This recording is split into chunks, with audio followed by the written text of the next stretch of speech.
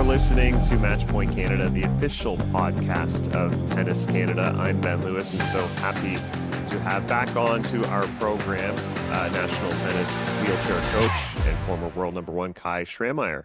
Thanks for joining me again, Kai. Yeah, no worries. Morning, Ben.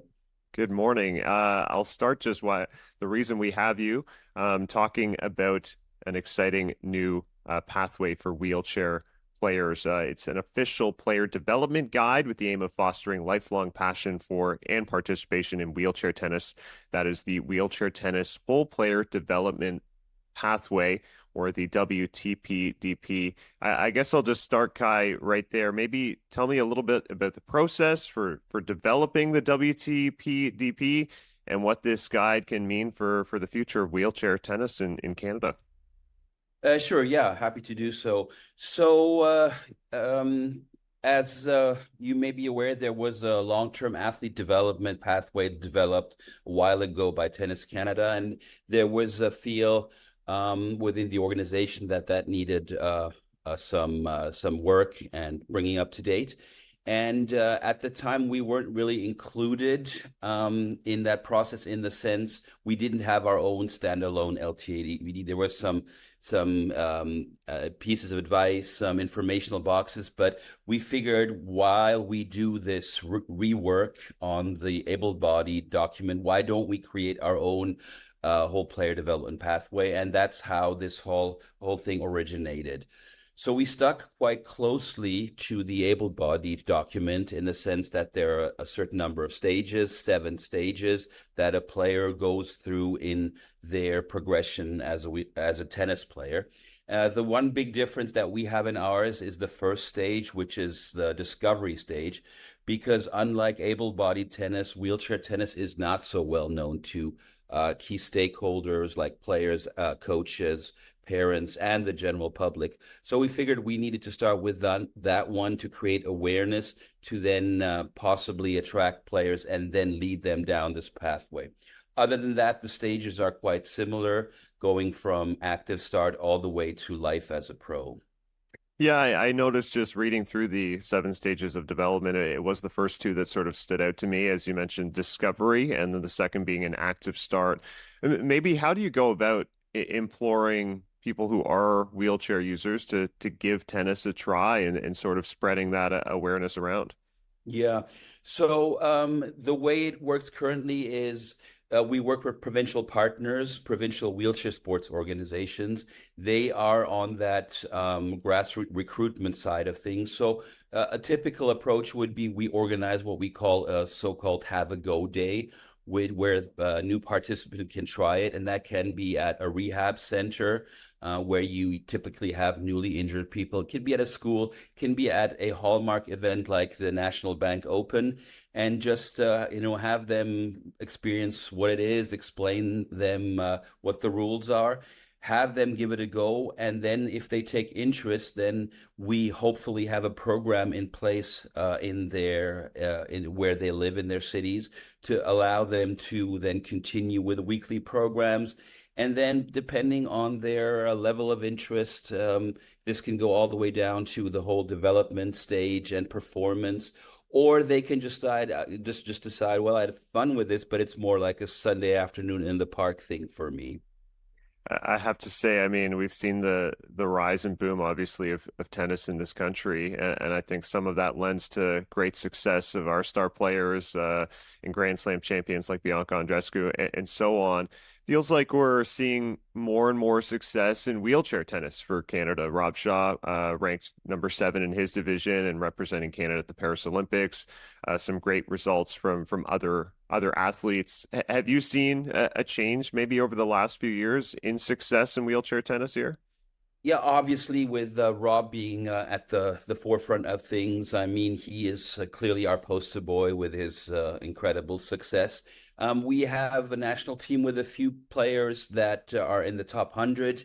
Right now, one of our most promising juniors is Frédéric Berube-Perron, a young 18-year-old from just outside of Montreal, who just started and is just shooting up in as far as her development. And she is our next gen talent, and we're going to push hard to develop her and help all our other national team members reach whatever their ceiling, whatever their potential is. So it's looking quite promising on the high performance side. We, however, need to make more effort, a push for that to fuel that pipeline and find new participants. And that is not easy. The pool is just a lot smaller than it is for the able-bodied sports. But we will make over the next years. That's one of our priorities to get more players just at the intro level and see where that leads. I'll ask more on the intro level in a moment. I do want to follow up on Berube Perron, as you mentioned. She's just 18 years old and won her first national title at the Birmingham National Wheelchair Tennis Championships just last week. What was that experience like? Maybe watching on the sidelines and seeing a young teenager break through for a title like that. It's incredible. It's absolutely great to see her. She absolutely loves tennis. To give a bit of background on her, she actually played standing tennis, so she is a below the knee leg amputee, which we consider a minimal disability because she has high function in her upper body, is very strong, and so she's been playing for 4 years and has a certain base to build on. And then over the last years, she really enjoyed, taking up wheelchair tennis and ticks all the boxes when we look at a checklist of ideal features that a next-gen athlete should have. I mean, she's there. She has the passion, the desire, the physical ability. As I said, Montreal is a great environment for tennis. We have integrated her into our national training center, so she does her strength and conditioning there, and had already has some great successes. First Canadian junior to qualify for a Grand Slam event. She even won an ITF women's tournament here in Canada, as you said, just fresh of the national championships. So we're hopeful for her. She hopefully will continue on her pathway, and we are there as Tennis Canada to support her. Just following up on that outreach you discussed, do you find certain parts of Canada you're seeing more active wheelchair tennis, say for example in Quebec or Ontario or BC, and what are the communities you have to work, I guess, harder at to sort of grow and develop it further? Yeah, so given the size of the country, we can't focus on every part of Canada, but we've had good success in British Columbia. We have a very strong partner here with the BC Wheelchair Sports Association. They have the resources and have been able to recruit quite well and set up regular programming in various areas of BC. Quebec is quite good too, so there's a good group of players. The one underserved market, and ironically, that's the one probably with the most potential, is probably Ontario, the Greater Toronto area, where we find that we need to do more, and where there are not enough players and programs in place. So that will be our push. We're in the process of setting up a partnership with ONPERA, which is the governing body for wheelchair tennis in Ontario, as well as brought the Ontario Tennis Association in. So for next year, we want to do more activities, more introductory clinics, collaborate with clubs who have expressed interest of having programs in their clubs. So we're right in the initial planning stages to make a push in the Greater Toronto area for next year. That's great to hear. The last stage of those 7 stages in development is, of course, life as a professional. And I have to ask, spoke to Rob Shaw before he began his event at the Paris Olympics. What was it like for you to get that experience again, going to the Paralympic Games and watching some obviously elite level athletes? Yeah, I mean, for us, the Paralympics are the pinnacle of the sports. For the longest time, we were not at the Grand Slam events as wheelchair players, which now we are. But it used to be the highlight, and still is probably, along with the Grand Slams, the absolute highlight of our sport. Very great games, well organized. stadiums full. For us, we don't usually play in front of crowds, but to see cool Philippe Chatrier, the center court at Roland Garros, where the Olympics and Paralympics were held, full was just a real pleasure and great sign that people take interest in our sport.